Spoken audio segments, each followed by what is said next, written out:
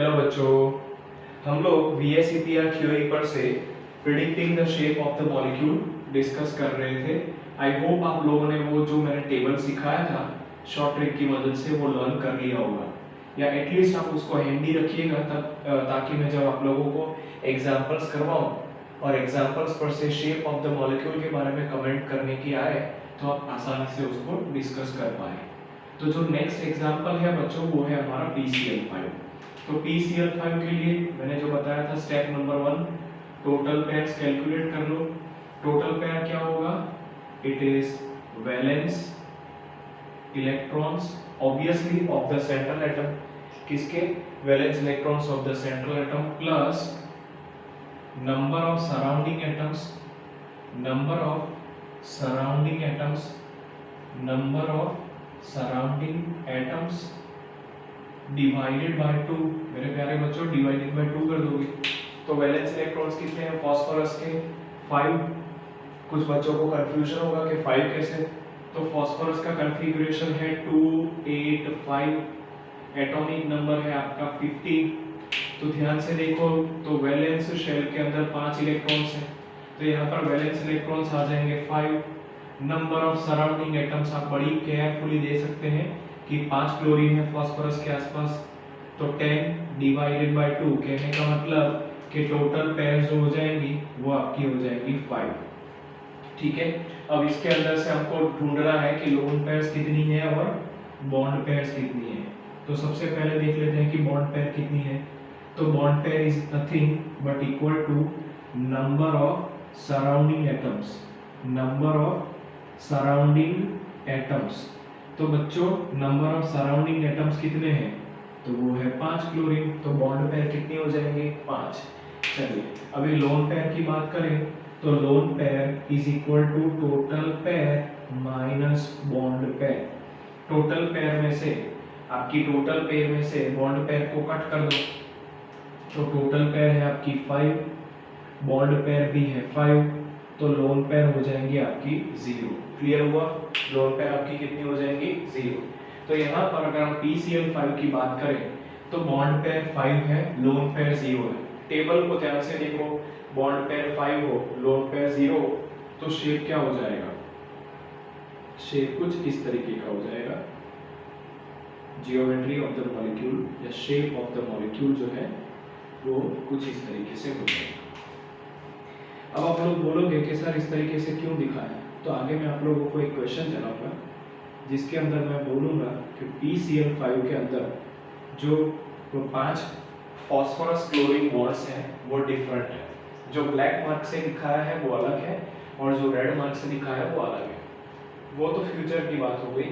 As of now आप लोग अगर इसका शेप की बात करो, इसका शेप तो वो हो जाएगा ट्रायगोनल बाय पिरामिडल। टेबल पर से देख सकते हो आप, पिरामिडल ट्रायगोनल बाय पिरामिडल जो है वो PCl5 का आपका शेप हो जाएगा। दूसरी चीज बच्चों हमेशा याद रखो, जब भी किसी मॉलिक्यूल के अंदर लोन पेयर 0 है तो उसकी जियोमेट्री और शेप एक ही होगा, तब उसकी जियोमेट्री और शेप एक ही होगा। अगर लोन पेयर 0 नहीं है तो शेप और जियोमेट्री अलग अलग होगा। वो आगे एक SF4 का एग्जांपल लेते हैं तो आपको एकदम परफेक्टली क्लियरली समझ में आ जाएगा। चलिए नेक्स्ट एग्जांपल लेते हैं हमारा SF4 का।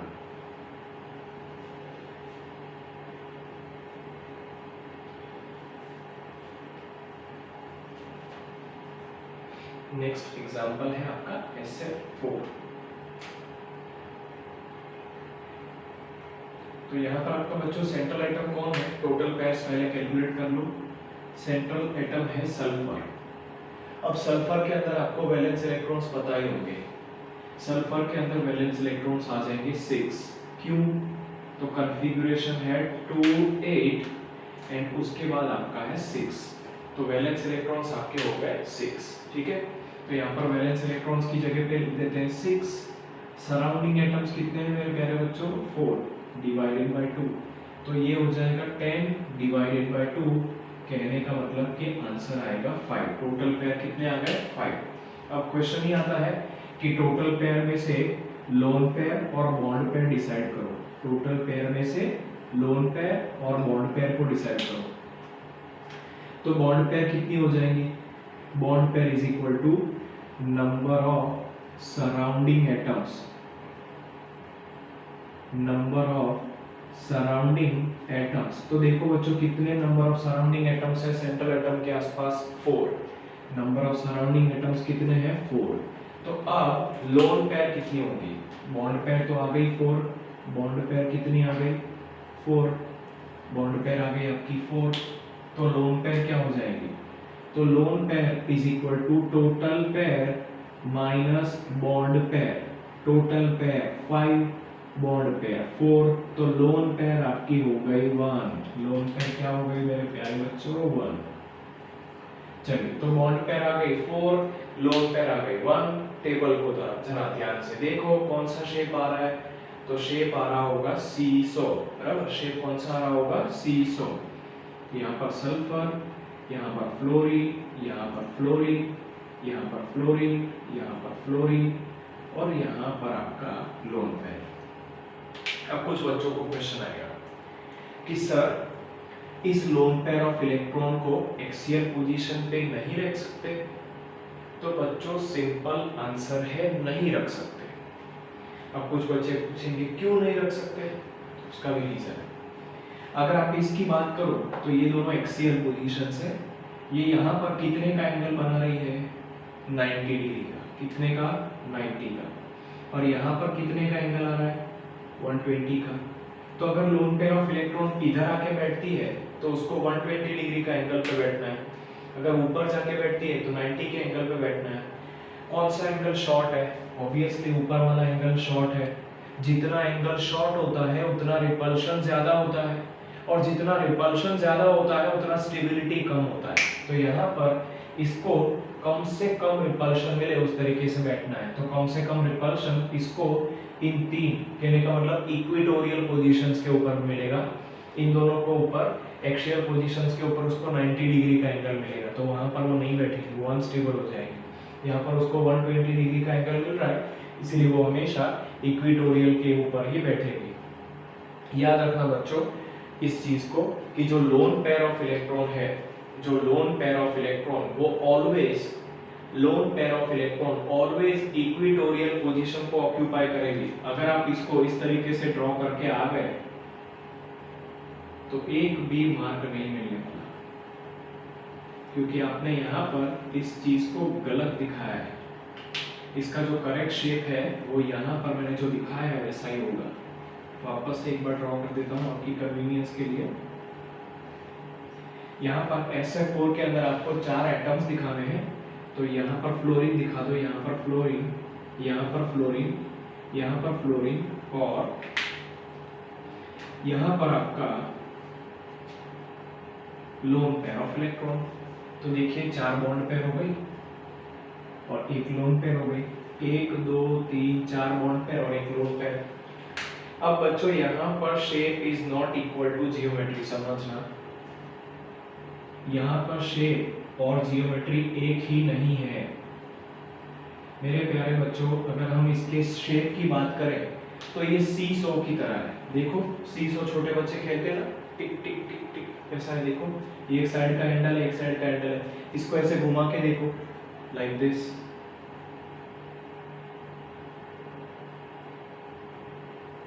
देखो ये छोटे बच्चे खेलते हैं ना, टिक टिक टिक टिक टिक टिक, वो वाला सीसो, ठीक है, इसलिए इसको बोला सीसो। तो इसका जो शेप है बच्चों वो हो जाएगा सीसो, ठीक है। इसका जो शेप है वो क्या हो जाएगा? सीसो। और कुछ बच्चे बोलेंगे जियोमेट्री क्या होगा? जियोमेट्री इसका ट्रायगोनल बाइपिरामिडल हो जाएगा। देखो ट्रायगोनल बाइपिरामिडल। तो बच्चों याद रखो जब आप जियोमेट्री कंसीडर करोगे, जियोमेट्री, तब आप दोनों देखोगे, lone pair plus bond pair. देखो मैंने दोनों देखी है, लोन पेयर भी देखी, बॉन्ड पेयर भी देखी। और जब आप शेप कंसीडर करोगे, जब आप शेप कंसीडर करोगे तब ओनली बॉन्ड पेयर को ही देखोगे। तब सिर्फ किसको देखोगे? Bond pair. बोलो क्लियर है सब लोगों को? चलो डन। नेक्स्ट एग्जांपल देखते हैं। नेक्स्ट एग्जांपल हमारा xenon ट्राइफ्लोराइड है।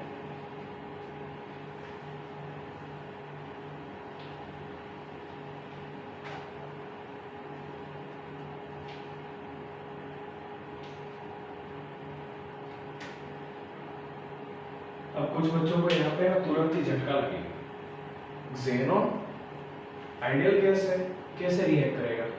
जी नहीं करेगा।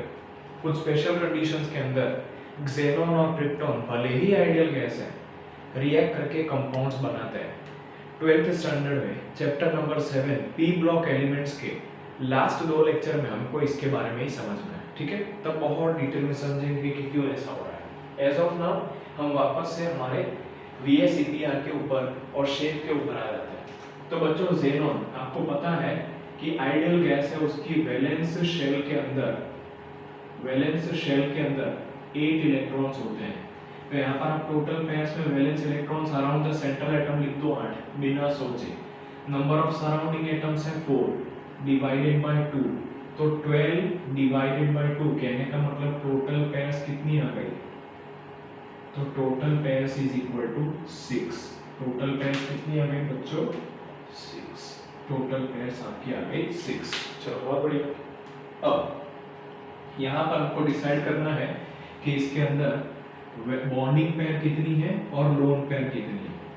तो बॉन्डिंग पेयर अब आपको समझ में आ गया होगा। Bonding pair is equal to number of surrounding atom. Number of surrounding atom कितने हैं बच्चों? 4। तो यहाँ पे बॉन्ड पेयर डायरेक्ट लिख दो 4, कोई इशू नहीं है। लोन पेयर क्या होगा? तो lone pair is equal to total pair minus bonding pair. Total pair आपकी है 6, बॉन्डिंग पेयर है 4, तो लोन पेयर आपकी हो जाएगी 2। लोन पेयर कितनी हो जाएगी? 2। तो यहाँ पर लोन पेयर आ गई 2 और बॉन्ड पेयर आ गई 4। बोलो क्लियर है? तो अब शेप की बात करें तो शेप आपका बॉन्ड पेयर 4 है, लोन पेयर 2 है। सोचो क्या शेप होगा? बहुत अच्छे, स्क्वायर प्लेनर, ठीक है? यहाँ पर आपका जो शेप है वो स्क्वायर प्लेनर हो जाएगा।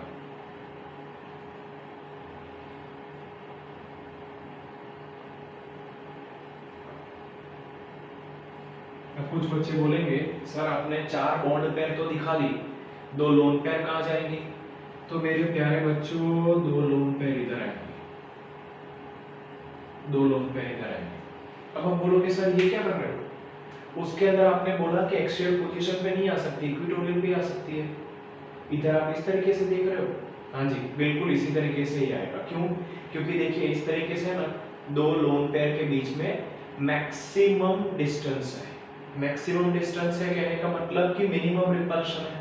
याद करो हमने देखा था कि लोन पेयर का जो रिपल्शन होता है वो मैक्सिमम होता है, इसीलिए वो एक दूसरे से बिल्कुल दूर बैठे इस तरीके से बैठेंगे, एक दूसरे से एकदम दूर आए ना उस तरीके से आएंगी। तो यहाँ पर भी उनके बीच में 90 का एंगल है, यहाँ पर भी 90 का एंगल है।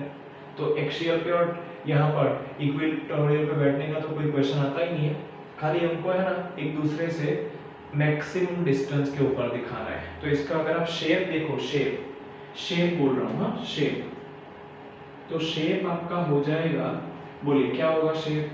तो शेप हो जाएगा स्क्वायर प्लेनर। शेप क्या हो जाएगा? Square planar. और कोई आपको पूछे जियोमेट्री, तो जियोमेट्री आप फटाक से बता सकते हो, ऑक्टाहेड्रल होगी। देखो ये स्क्वायर प्लेनर हो गया, और अगर आप इसको सबको इसके साथ जोड़ दो तो जियोमेट्री बन जाएगी। जियोमेट्री क्या होगी आपकी? जियोमेट्री जो है वो हो जाएगी आपकी ऑक्टाहेड्रल। बोलो क्लियर हुआ? डन है? चलिए यहाँ पर 4 बॉन्ड पेयर दिखा दी, 2 लोन पेयर दिखा दी। नेक्स्ट कंपाउंड की तरफ आगे बढ़ते हैं, विच इज आर्सेनिक पेंटाफ्लोराइड।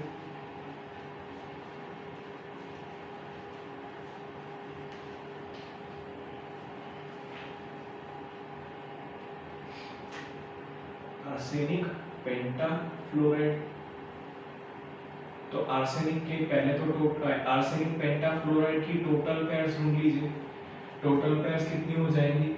तो this is equal to valence electrons plus number of surrounding atoms, number of surrounding atoms divided by 2, divided by आपका 2 हो जाएगा। वैलेंस इलेक्ट्रॉन्स आर्सेनिक के हो जाएंगे 5। कुछ लोग पूछेंगे कैसे, तो देखो वो नाइट्रोजन फैमिली का मेंबर है, नाना पाटेकर असरानी, ठीक है। नाइट्रोजन ग्रुप मतलब आपका हो जाता है 15 ग्रुप। 15 ग्रुप में सब एलिमेंट्स के आसपास 5 इलेक्ट्रॉन्स होते हैं, नाइट्रोजन हो, फास्फोरस हो, क्या आर्सेनिक हो, ठीक है। एक ही ग्रुप के एलिमेंट्स जो होते हैं उनका इलेक्ट्रॉनिक कॉन्फ़िगरेशन सेम होता है, तो आर्सेनिक के वैलेंस इलेक्ट्रॉन्स कितने हो जाएंगे 5। Number of surrounding atoms 5 divided by 2, तो 10 डिवाइडेड बाय 2, तो कहने का मतलब आपका आएगा यहाँ पर टोटल पेयर्स 5। अब उसके अंदर से बॉन्ड पेयर लोन पेयर कितनी है, अब तो मैं डायरेक्टली लिख सकता हूँ ना बच्चों, कोई इशू नहीं है ना। तो बॉन्ड पेयर जो है वो 5 है, लोन पेयर जो है वो 0 है। अब मैं डायरेक्ट लिख रहा हूँ, कोई भी इसके अंदर किसी को भी डाउट नहीं होना चाहिए। तो लोन पेयर जो है वो 5 है और बॉन्ड पेयर जो है वो 0 है। अपना टेबल देखो, 5 बॉन्ड पेयर और 0 लोन पेयर, मतलब शेप कौन सा होता है, देखिए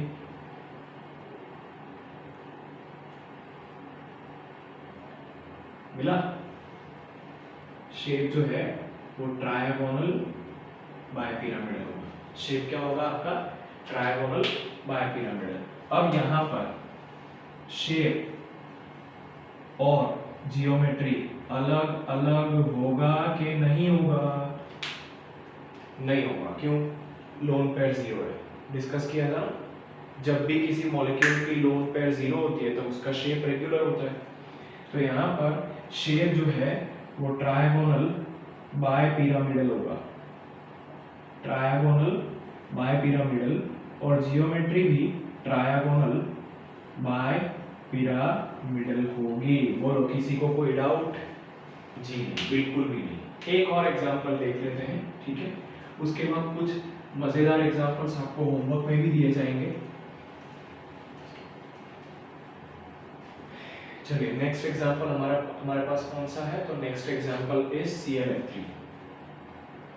ClF3 दोनों ही हैलोजन कंपाउंड्स है ना, इनको इंटर हैलोजन कंपाउंड्स बोलते हैं। हम इसके बारे में भी chapter number 7 P block elements standard 12 पढ़ेंगे। अब कुछ बोलेंगे सर 11th में भी पी ब्लॉक है, 12th में भी पी ब्लॉक है। जी हाँ, पी ब्लॉक को हमने 2 पार्ट में पढ़ना है। एक आधा पार्ट जो है उसको 11th में पढ़ेंगे, आधा पार्ट जो है उसको 12th में पढ़ेंगे। क्लियर है? तो चलिए फिलहाल हम फोकस करते हैं ClF3 के ऊपर। यहाँ पर आपका टोटल पेयर्स जो है वो हो जाएगा आपका 7 plus number of surrounding atoms है 3 डिवाइडेड बाय 2। देखो मैं डायरेक्ट लिख रहा हूँ अभी, तो 10 डिवाइडेड बाय 2 कहने का मतलब 5। अब उसके अंदर से बॉन्ड पेयर कितनी है, तो इसके अंदर बॉन्ड पेयर 3 होगी। बोलो किसी को कोई डाउट? जी नहीं।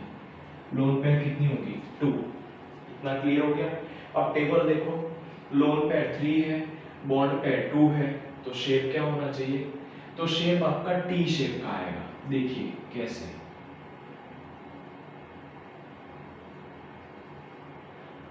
फ्लोरीन फ्लोरीन फ्लोरीन, एक लोन पेयर ऑफ इलेक्ट्रॉन इधर, एक इधर। अब देखो बच्चों, ये 3D फिगर है ना, इसको थोड़ा सा इमेजिन करना। यहाँ पर मैं इसको थोड़ा सा अलग दिखा देता हूँ तो मुझे समझाने में थोड़ा आसान रहेगा।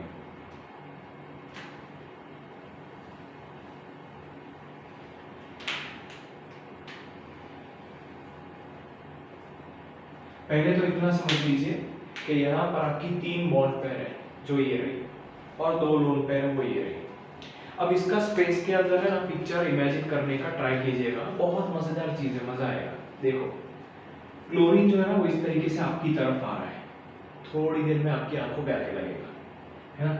और यहाँ पर ये जो है ना ब्लैक पोर्शन वो पीछे की तरफ है, आपसे दूर जा रहा है। देखो जो चला गया है उसके बारे में सेंटिमेंटल होने की कोई जरूरत नहीं है, बराबर, जो है उसको संभालो। अब यहाँ पर ये पीछे की तरफ जा रहा है, लाइक दिस। जो ब्लैक पोर्शन है ना वो तो पीछे की तरफ जा रहा है, और जो रेड पोर्शन है वो इस तरीके से आपके आगे की तरफ आ रहा है। क्लियर हो रहा है? ये रेड पोर्शन आपके आगे की तरफ आ रहा है, और जो ब्लैक पोर्शन है वो दूर जा रहा है हमारे से। जो दूर जा रहा है उसके बारे में सेंटिमेंटल होने की कोई जरूरत नहीं है, उसको जाने दो, ठीक है। जो है उसके ऊपर फोकस करो। तो इन दोनों के बीच में आप देख सकते हो कि मैक्सिमम रिपल्शन है, क्लियर हुआ? हमने देखा था ना, जो लोन पेयर्स ऑफ इलेक्ट्रॉन्स है ना, वो एक दूसरे से मैक्सिमम डिस्टेंस, मिनिमम रिपल्शन हो, इस तरीके से आकर के बैठती हैं। तो यहाँ पर अगर आपको कोई पूछ ले कि भाई शेप बता दे, तो तुरंत शेप बता देगा, टी शेप। इंग्लिश का टी लग रहा है, देखो यहाँ पे शेप। जियोमेट्री कोई पूछ ले तो भाई जियोमेट्री भी बता ही देगा तू। जियोमेट्री में सबको गिन ले, इसको गिन ले, इसको गिन ले, इन तीनों को भी गिन ले। ट्रायगोनल बायपिरामिडल, ट्रायगोनल बायपिरामिडल, बोलो कोई डाउट है? जी नहीं, बिल्कुल भी नहीं, है ना। अब कुछ एग्जांपल्स देता हूँ, बराबर। नोटबुक के अंदर खुद से प्रैक्टिस करनी है। अगर कुछ डाउट है तो मुझे बताना है, डिस्कस करेंगे। लिख रहा हूँ यहाँ पर जो जो भी एग्जांपल्स है वो, ठीक है। नोटबुक पे आपको प्रैक्टिस करना है खुद से। पहला जो एग्जांपल है दैट इज आर्सेनिक ट्राइफ्लोराइड, ठीक है। दूसरा आपका एग्जांपल है बेरिलियम क्लोराइड, BeCl2। हो सकता है कुछ रिपीट हो, बट कर लेंगे, क्या उसमें कंप्लेन नहीं करने का कि रिपीट हो रहा है, वो आपकी प्रैक्टिस के लिए। ज़ेनॉन हेक्साफ्लोराइड, ठीक है। चलो फोर्थ की बात करें तो यहाँ पर आपका हो जाएगा BF3, बोरोन ट्राइफ्लोराइड, ठीक है। उसके बाद अगर हम बात करें तो हो जाएगा ब्रोमियम ट्राइक्लोराइड, दैट इज BrCl3। उसके बाद अगर सिक्स्थ दूं तो BrF5, ठीक है। उसके बाद PF3, उसके बाद है आपका 8th नंबर में SF6। और कोई रह जाता है? जी नहीं, बिल्कुल भी। चलो देख लेता हूँ फिर भी, बराबर। आगे कोई रह जाता है तो चलिए, एक और है विच इज NH4+, NH4+, ठीक है। इसको करिएगा, अगर नहीं समझ में आया तो बोलिएगा, ठीक है। तो आपको इन 9 शेप्स को, सॉरी 9 मॉलिक्यूल्स को VSEPR के हिसाब से जियोमेट्री और शेप दोनों बताना है। पहले टोटल पेयर कैलकुलेट कर लो, फिर लोन पेयर करो, फिर बॉन्ड पेयर करो, फिर आपका टेबल देखो और उसके हिसाब से बताओ कि इसका शेप क्या होना चाहिए। क्लियर हो रहा है? अब मैं आपको कुछ नोट्स लिखवाना चाहता हूं, उन नोट्स के बारे में खास समझ लीजिएगा। Notes about VSEPR theory, notes, ठीक है। इंपॉर्टेंट पॉइंट्स या तो नोट्स। पहला नोट आपको ये समझना है कि if surrounded atom is bivalent, bivalent मतलब उसकी वैलेंसी 2 है, जैसे कि oxygen, in such a case number of surrounded atom should be ignored while calculating the total pair of electron। अगर सराउंडिंग एटम बाइवेलेंट है तो टोटल पेयर काउंट करते वक्त उसको इग्नोर करना है। पहले रूल लिख देता हूं, if surrounding atom, if surrounding atom is bivalent, then it should be ignored, it should be ignored while calculating total pairs। Total pairs calculate करते वक्त हम लोगों को सराउंडिंग एटम अगर बाइवेलेंट है तो उसको इग्नोर कर लेना है। चलिए एग्जांपल देखते हैं। एग्जांपल में आपका पहला आ रहा है xenon ट्राइऑक्साइड। तो xenon ट्राइऑक्साइड के अंदर टोटल पेयर पहले तो कैलकुलेट करो, तो टोटल पेयर हो जाएगी 8 + 3, है ना। 3 करोगे ना? जी नहीं, बिल्कुल भी नहीं, इसको इग्नोर कर दो। 8 + 0 / 2, दैट इज 8/2 डिवाइडेड बाय, मतलब आंसर आएगा आपका 4। तो इसका मतलब ये हुआ कि अगर यहाँ पर सराउंडिंग एटम जो कि ऑक्सीजन है, बाइवेलेंट है, उसको हमें इग्नोर कर देना है। अगर वो बाइवेलेंट है तो उसको कैलकुलेट नहीं करना है टोटल पेयर काउंट करते हो। तो देखो मैंने 0 रख दिया। इसका ये मतलब नहीं है कि इसका सराउंडिंग एटम 0 है, इसको कोई सराउंड नहीं कर रहा है, ऐसा नहीं है बच्चों। इसका मतलब ये है कि यहाँ पर सराउंडिंग एटम ऑक्सीजन बाइवेलेंट है, उसका वैलेंसी 2 है, इसलिए उनको इग्नोर कर देना है। तो यहाँ पर आपका टोटल पेयर हो जाएगा 4। अब टोटल पेयर 4 हो गया, उसमें से बॉन्ड पेयर कितने हैं? तो बॉन्ड पेयर मेरे प्यारे बच्चों 3 है। बॉन्ड पेयर कितना है? 3। और लोन पेयर कितना है? 4 - 1 मतलब कि 1 है। 4 - 3 मतलब कि 1 है। तो इसका जो शेप है वो कुछ ऐसा होगा, ज़ेनोन, यहाँ पर ऑक्सीजन, यहाँ पर ऑक्सीजन, यहाँ पर ऑक्सीजन और यहाँ पर आपका लोन पेयर। ठीक है, तो लोन पेयर ने ऊपर वाली पोजीशन को ऑक्यूपाई कर लिया। अब आप बोलोगे सर यहाँ पे ज़ेनोन की वैलेंसी पूरी नहीं हो रही है, 1 2 3 और 2 5 5 ही हो रही है। जी आपकी बिल्कुल सही बात है, इसके साथ डबल बॉन्ड बना लो, क्योंकि ये बायवैलेंट है ना, ये बायवैलेंट है, तो ये इसके साथ क्या करेगा बच्चों? डबल बॉन्ड बना लेगा। ये इसके साथ क्या करेगा? डबल बॉन्ड बना लेगा, लाइक दिस। तो जो ज़ेनोन ट्राइऑक्साइड है उसका स्ट्रक्चर इस तरीके से होगा। शेप बताओ क्या होगा?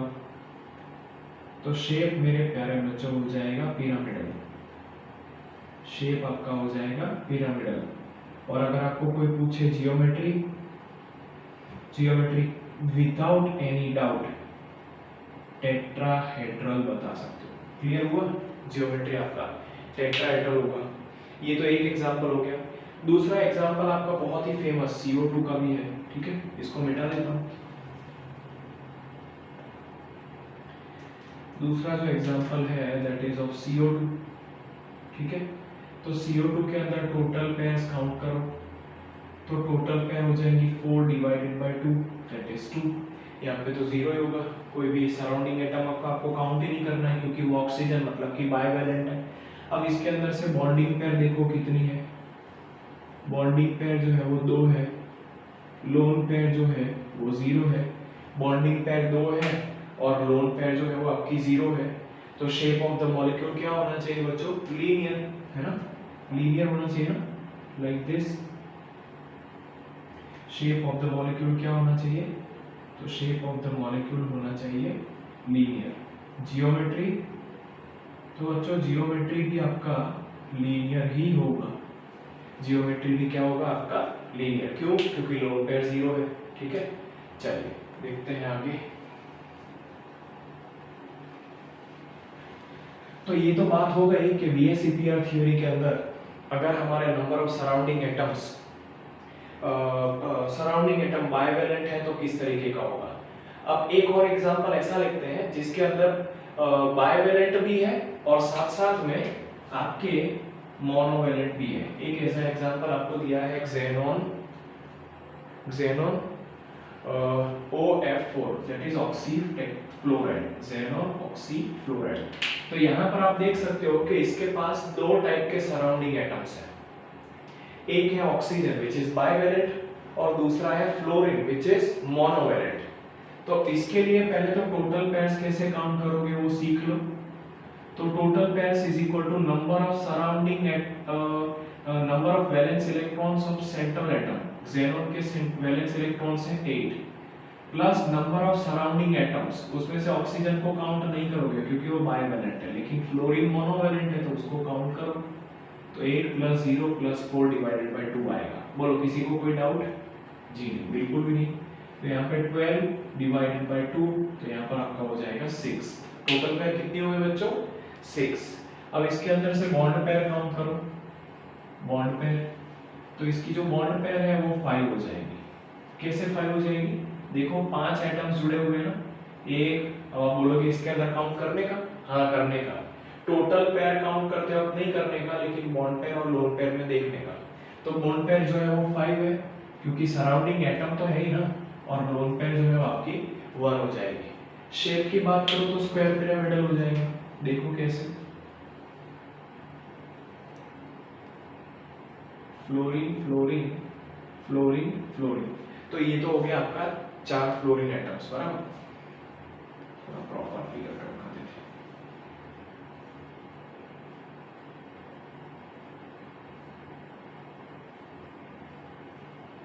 यहाँ पर आपका हो गया ऑक्सीजन और एक लोन पेयर भी तो है ना, तो लोन पेयर को आप इस तरीके से दिखा दो।